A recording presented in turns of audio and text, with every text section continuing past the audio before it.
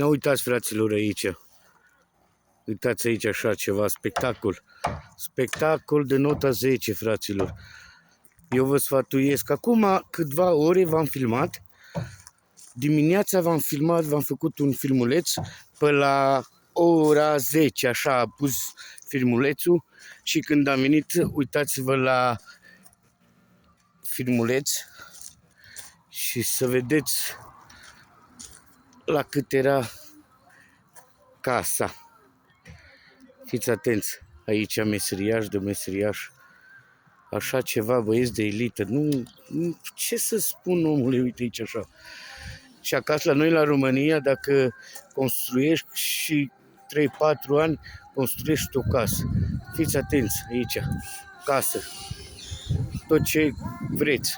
O să mă duc și înăuntru să vă arăt și camerele și tot. Așa ceva mai rar, domne, vezi.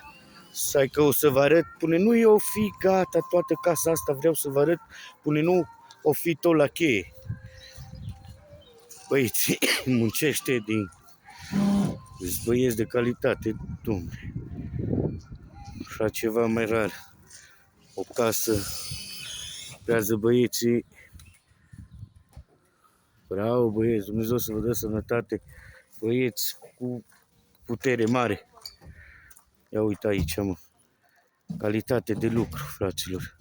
La noi în România termin o casă în 10 ani. Și uite aici, în câteva ore o casă gata, fraților.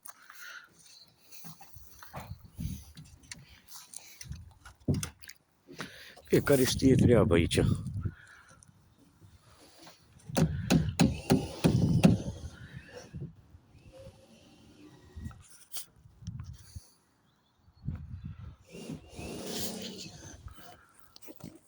Ce ziceți, prieteni?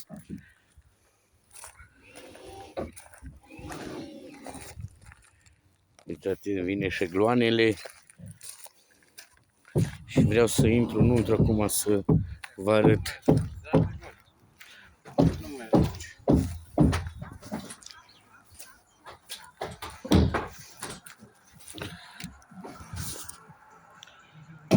Uitați aici ceva, fraților. Hai de capul meu. Casa e pe... Of!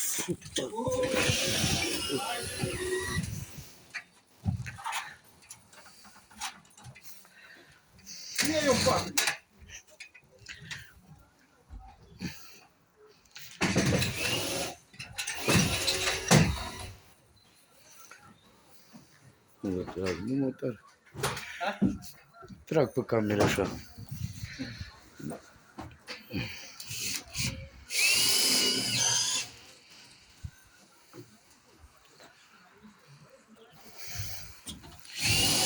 Ai spus că până de seară e gata.